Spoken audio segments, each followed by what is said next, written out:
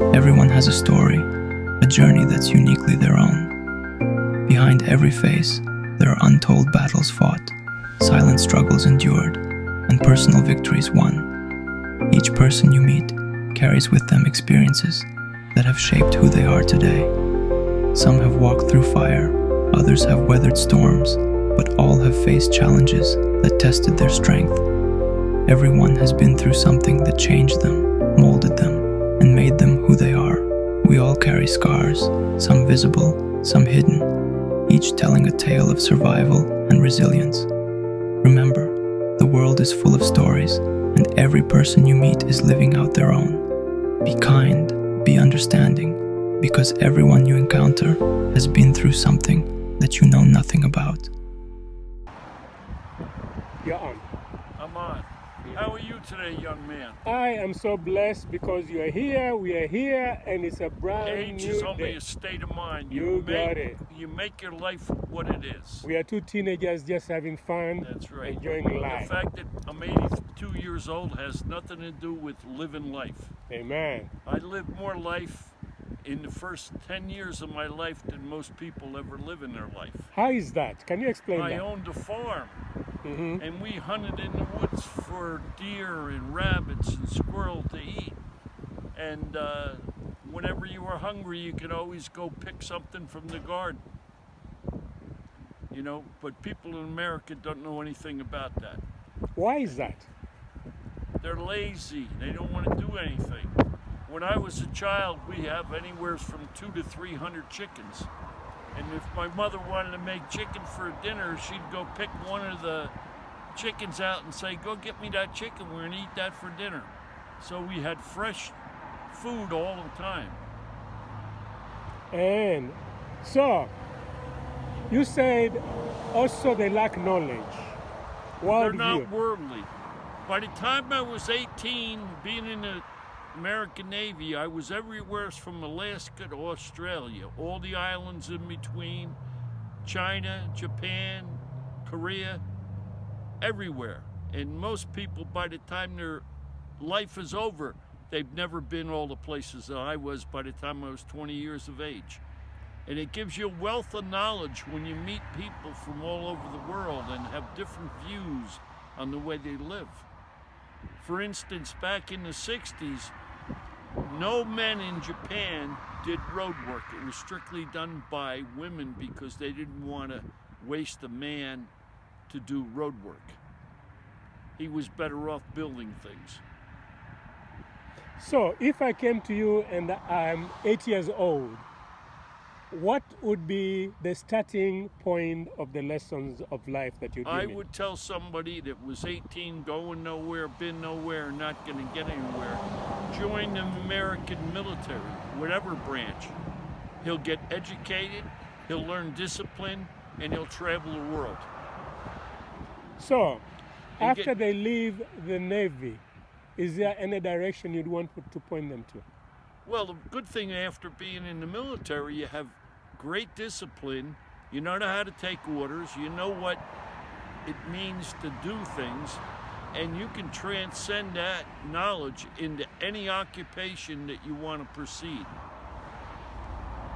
Okay, so after you left the military, at what age, what did you then do? I was 25 years old and I worked in construction, and I learned the machine trade when I was in the military, and I worked as a machinist 100 hours a week. Wow. I would go to work at 5 o'clock at night till 7 o'clock in the morning, 7 days a week. Mm-hmm. And it never beat me up. And the one good thing about working like a crazy person, you don't spend any money, you just save anything. Amen. So by that time you were rich enough for me to come and borrow some 5 cents. By the time I was 30 years of age, I was a millionaire. Wow. All from hard work in America. So how much were you putting away every week from work? Probably half my paycheck Okay. to buy a house. Okay. So when did you buy your first house? When I was 27 years old. Paid cash for it or mortgage? VA mortgage. Okay, and for how long? Well, it was a 30-year mortgage, but I sold that house. I bought the house for $14,000. I owned it for 4 years and sold it for $40,000. Okay. Smart is working smart way. And then I bought the house that I'm in now Mm-hmm. off a builder because the economy was in bad straits at that time, and he was sitting on this unfinished house for 2 years. Okay. And he owed me money, so we bartered for a down payment on this house that I'm sitting on, Okay. and I've been here for 55 years. Wow. So a bargain that has seen you in good states. Yes. And that means you used your brain where somebody else would have avoided the house. And I use my 2 hands to Amen. make a living. Amen. As long as you got 2 hands and a brain, you can always make a living. And what kind of brain do you think we need? Reasoning, know how to understand things, be open-minded with people, have no discrimination against anybody, because it blocks your mind from doing things because you're so involved with being prejudiced or whatever, and you don't open your mind up to better things. Amen. And at what age did you get married?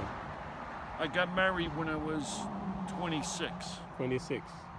And so you've been married for how long? Now I'm on the backside of 50 years Okay. to the same woman. Amen. With 2 great children that have very good educations, what they got on their own, and Papa helped them out a little bit. And what's her name? Michael and Scott, Okay.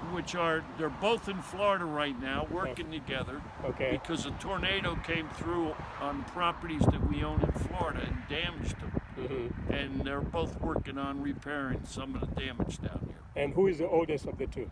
Michael, So how old he's is Michael? 50. He's 52, and the other one's 50 years. Okay. And how many grandkids do you have? Just one granddaughter Okay. who is in the National Honor Society, goes to high school half a day and college half a day Okay. In this town or somewhere else? in Morris County, In Morris County. New Jersey. So is he a spoiled granddaughter? Yes. She is. And this summer she took a month and went to Tampa University on her own and took a course in business and entrepreneurial business at 17 years of age.